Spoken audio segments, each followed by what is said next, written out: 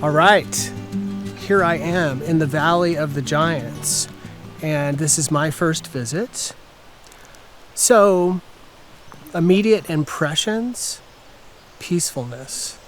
You can just feel it. It feels calm here. It's beautiful. I've been up here twice this spring, summer already with my family, and it's always fun to come up here, look around.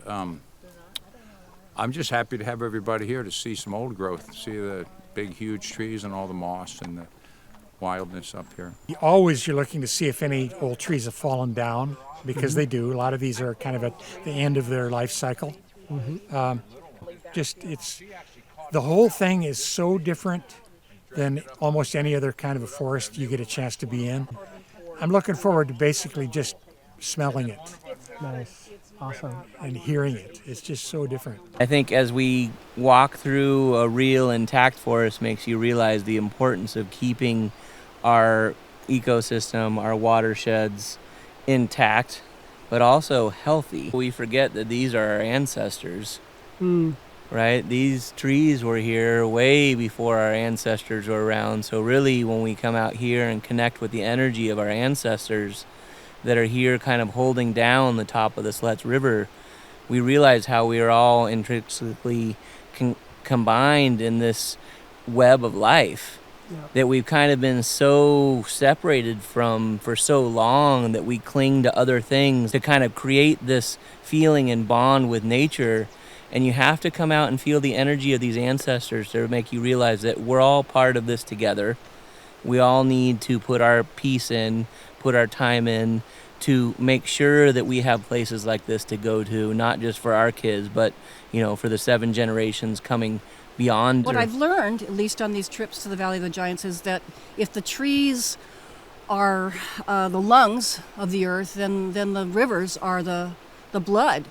And just like in human bodies, you can't separate one from the other. The lungs need the blood needs the lungs to aerate, to bring oxygen in, and let the blood carry the oxygen and nutrients everywhere. So we have to save this to save ourselves, till you actually experience it in real time, not just read about it in a nice nature film or read about it in National Geographic. You don't realize how important all this is to your well-being, to everybody's well-being, to what they call the common good, right?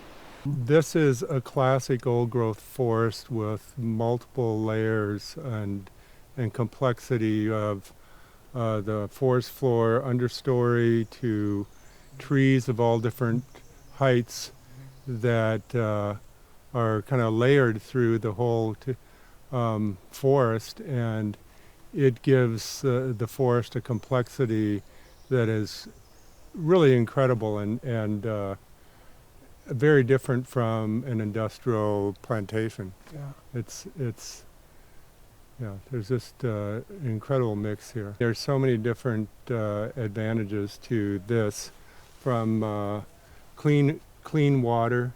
The timber industry puts ads on TV about clean water coming from forest lands, but that's really federal lands that they haven't messed with. Their lands they don't produce clean water anywhere near as much as a forest like this.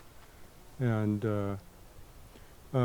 carbon sequestration, another aspect of a forest like this. Even the big trees, the research has shown, are putting on more carbon. More and more of the timber industry is publicly traded on Wall Street, and they are by law required to maximize profit. And that creates, there's been a huge change in forest practices in the last 20 years. We knew a Weyerhaeuser manager who was pretty disgusted with the changes he saw, and instead of more sustainable forestry practices, it was just going more and more to short-term profit.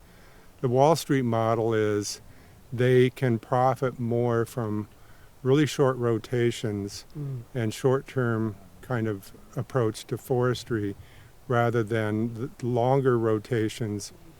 60 to 80 year rotations, you actually get higher quality timber and actually a greater volume. Say you do 2 40-year rotations and you get a certain volume. If you did an 80-year rotation, didn't do that middle harvest and let it grow, you actually would get higher quality timber, wood, and more volume. For their formula to work, they have to get the tree 4 feet tall in 4 years. They call it 4x4.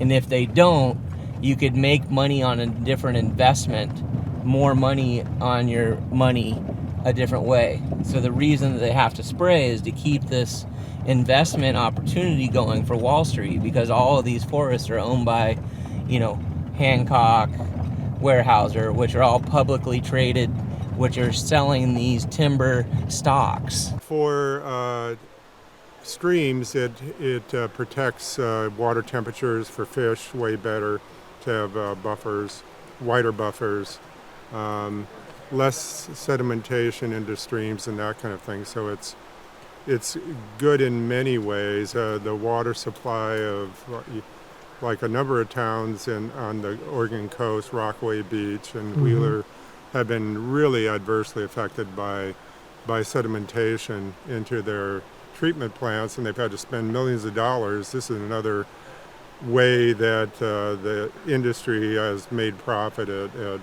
taxpayer expense. And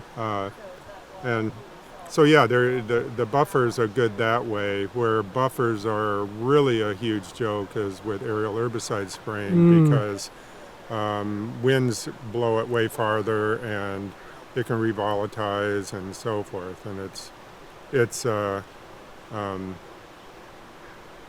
buffers essentially don't work much at all with the aerial herbicide spraying. So, here we see where they're using the poison cocktail, I like to call it. So we got usually a mix of glyphosate, Roundup. A lot of times they'll mix that with atrazine. And there's no testing on the synergistic abilities of these chemicals to, they say, oh, it kills better. But that's the whole point, right? They use this to kill the plants so that they can get their tree farms going. But if you look back here on these gray area, you'll start noticing that a lot more as you're going around the industrial forest. And then you'll see these edges. And that's where you're going to see the animals kind of going into these areas.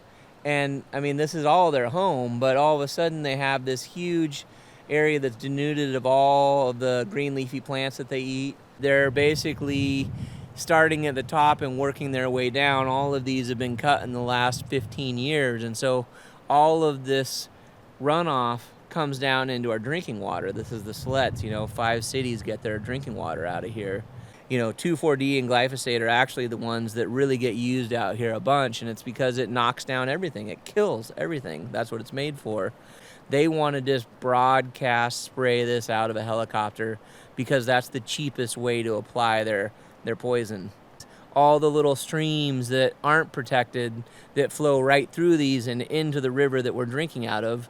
And if you look up this way, you'll see how all of this mountain sides basically all filter down, whether there's a spring there, a creek there, or down here we have a fish-bearing stream here, so you can see that there's actually the 60-foot setback off our water source.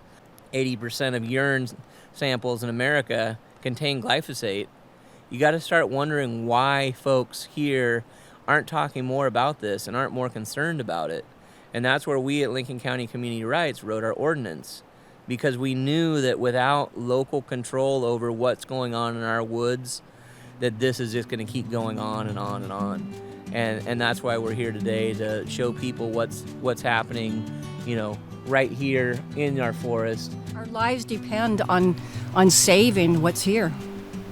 It's not just about feeling good, which is nice, but we're not going to be around, and neither are our kids, if we don't save this.